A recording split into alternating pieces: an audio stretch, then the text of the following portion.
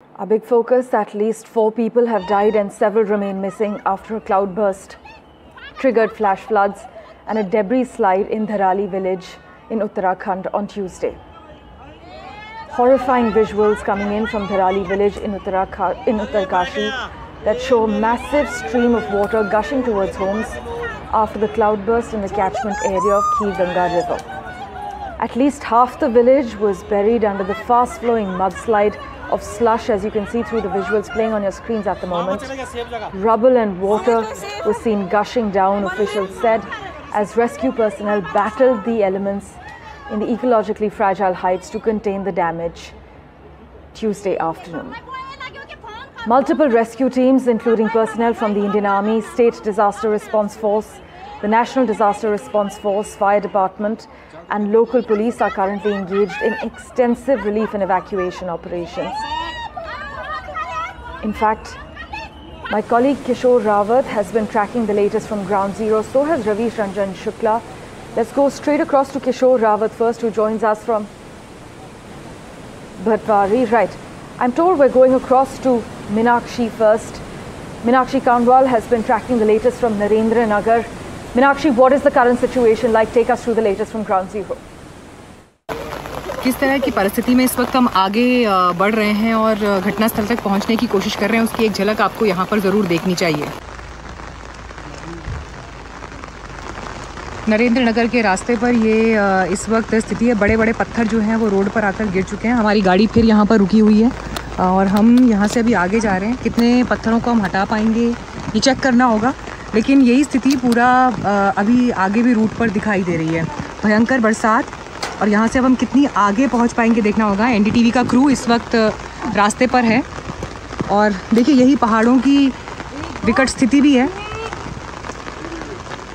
यही पहाड़ों की विकट स्थिति भी है कि यहाँ पर जब कष्ट आपके सामने आता है तो उस कष्ट का सामना आपको खुद अपने जीवट से ही करना पड़ता है। मदद कब तक पहुँचेगी इस भरोसे बैठकर नहीं रहते लोग और इसी जिजीविषा के साथ आगे बढ़ते हैं। हालांकि इस हादसे की कवरेज के लिए इस वक्त पूजा है, मोमिन है, अंकित हैं, हमारे ड्राइवर जो हैं वो इस वक्त इस रास्ते को क्लीन कर रहे हैं ताकि हम यहाँ से निकल पाएँ।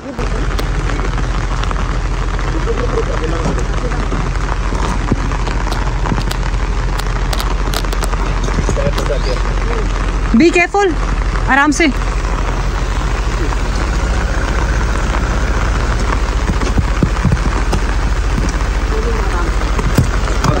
बस आराम से।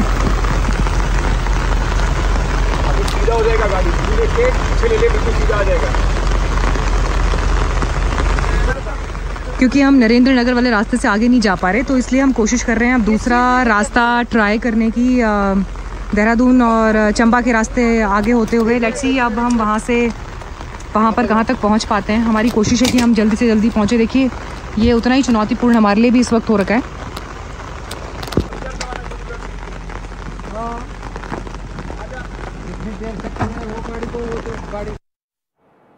Well, so far at least 4 people have died and several remain missing after this cloudburst triggered flash floods and a debris slide in Dharali village. At the moment, Kishore Rawat joins us live from Uttarkashi's Bhatwari. Kishore, take us through what's happening where you are.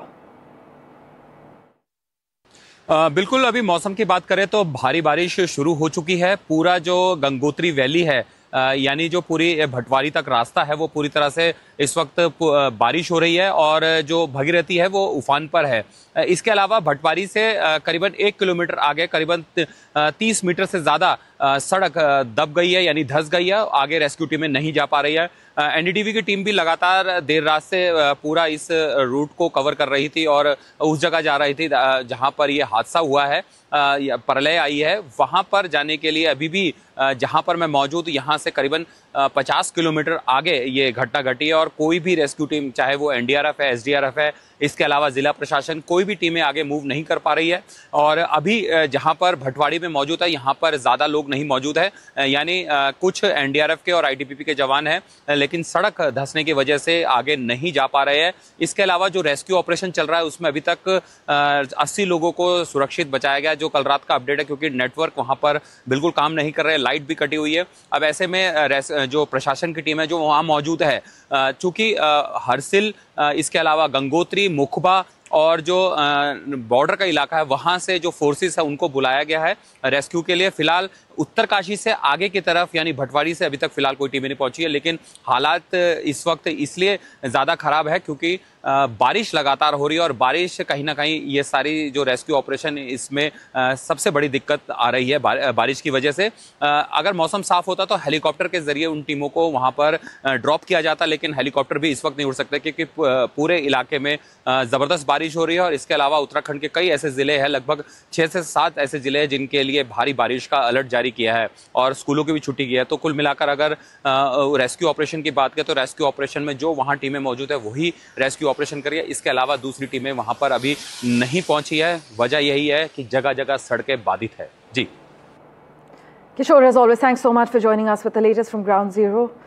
As you know, this latest incident adds to a growing list of extreme weather events that have struck the hill state in recent years, particularly during the monsoon. You must note that Chief Minister Pushkar Singh Dhami has confirmed that evacuation efforts are underway on a priority basis. Now, Ravish Ranjan Shukla is near Uttarkashi at the moment. He joins us with the latest update. Ravish, where are you? What's happening? Take us through the latest.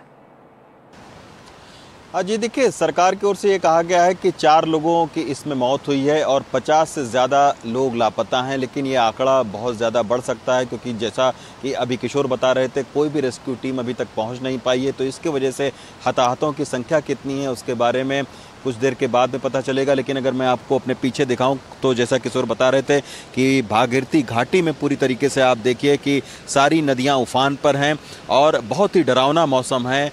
कल रात से हम लोग दिल्ली से चले हैं, ऋषिकेश के बाद से लगातार भारी बारिश हो रही है और जो ऋषिकेश उत्तरकाशी का जो हाईवे है उसमें 3 जगह पर लैंडस्लाइड हुआ है, वो पूरी तरीके से हाईवे बंद हो चुका है। और अभी प्रशासन के कुछ लोगों से हमारी बात हो रही थी, उनका ये कहना है कि हाईवे को खोलने में कई घंटे लग सकते हैं क्योंकि एक पहाड़ का बड़ा हिस्सा जो है वो टूट कर गिर चुका है। दूसरी तरफ अगर मैं दिखाऊं तो हमने कई सारे वैकल्पिक रास्तों को लिया है।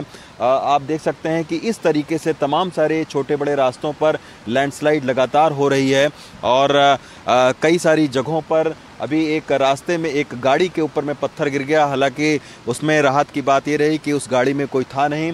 तो मौसम जिस तरीके से रेड अलर्ट जारी किया गया है उत्तराखंड के कई सारे ज़िलों में, तो उसके वजह से इस पूरे भागीरथी घाटी में तमाम सारी जो नदियां हैं वो काफ़ी उफान पर हैं और साथ में जो है वो रास्ते कटे होने की वजह से लगातार लैंडस्लाइड होने की वजह से जो रेस्क्यू टीम है वो भी नहीं पहुंच पा रही है।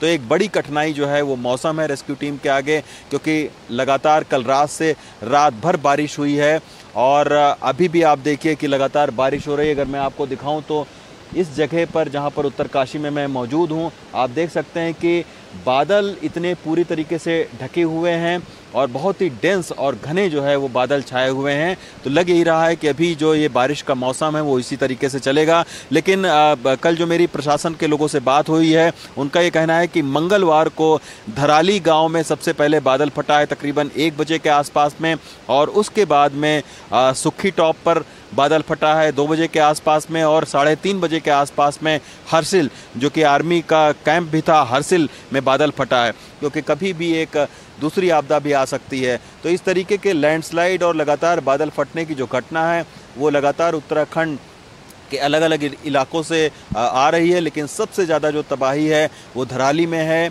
और वहाँ पर ये बताया जा रहा है कि तकरीबन जिस वक्त ये बादल फटा है 2000 से ज़्यादा लोग वहाँ पर मौजूद थे।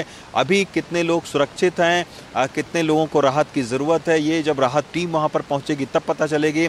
लेकिन राज्य सरकार ने ये ज़रूर कहा है कि 70 से 80 लोगों को बचाया गया है, जबकि 50 से ज़्यादा लोग लापता हुए हैं।